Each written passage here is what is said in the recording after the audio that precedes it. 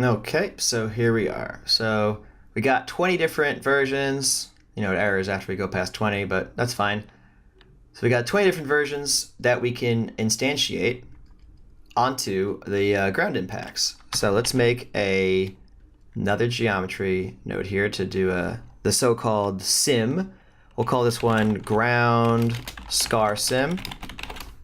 We'll make it purple, keeping with our new fun tradition. So let's go get those ground impacts. So object merge. Let's see, where are they? So they would be in the laser. So we can say stopped were the ones that were on the ground. So we are importing them into this side. If I scrub through, you'll see them. So something like that. I'm just going to stop on a frame where one shows up. Object get ground hits, something like that. So we got that. Let's randomize the orientation, because again, we're gonna instance, much like we just did with the debris, we're gonna instance things onto this. So we want them to have a random orientation, so we'll use the N for normal, inside sphere. It's three-dimensional because it's a vector. Let's do another one for the size. I don't want to vary the size too much. So let's just go from, let's use the P scale for size as usual. This is only a one-dimensional thing. Let's just go from half the size to half more than the size. So 0.5 to 1.5. And that'll be enough, really munging around with that. Let's go back to the RBD's main sim and steal the randomized pieces, really, and the instancer for that matter.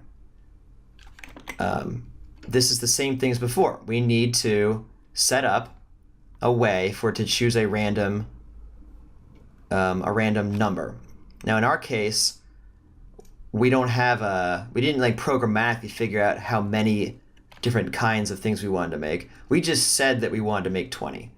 So if I fly over to the debris scar maker thing here, this was it here, this 20. So I'm just going to paste an absolute reference to it. So that's the same. And we also change this to scar debris, like that. I guess I should have done debris scar, but oh well, what's done is done. It's scar debris, as you can see. And now it also is scar debris. And so, there it is. But this is weird.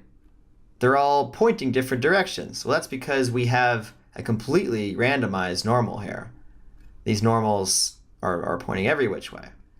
So under here, let's say maybe let's just knock out the Y component like that. So now it's only going to point along Z and X, which is the ground plane. So as you can see now, that doesn't happen. Now they are lined up. If I turn on the show all objects, you'll see that we've got the ground here. Very good. What else? Let's make sure that they're actually on the ground. I mean, they should be more or less on the ground, but let's make sure that they're actually pegged to the ground. So you can see it moved a little bit. When I disable this, it moves slightly. So now we're sure that they're actually on the ground. Okay.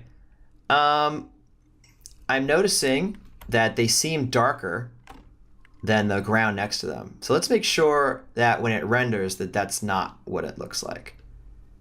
So I'm going to say, let's go over to our render thing. Let's go to the objects. Let's add into the objects this new thing, the ground scar sim. Cool. But I also know from experience that whenever we deal with packed geometry like this, or really even for the rigid body thing that we just did, when materials are assigned to primitives that are then inside of a packed thing, it won't find that material assignment reference unless we do this tricky thing over here that we actually talked about way back in Rigids 1, which is go to your Mantra ROP, go to rendering, and then go all the way down to declare materials. So he says save only reference materials. It won't see those references if they're inside of a packed piece. Say save all materials, I guess, and shaders for that matter. Now it will see them. So let's go over to render view and let's render that. And let's make sure that the colors line up.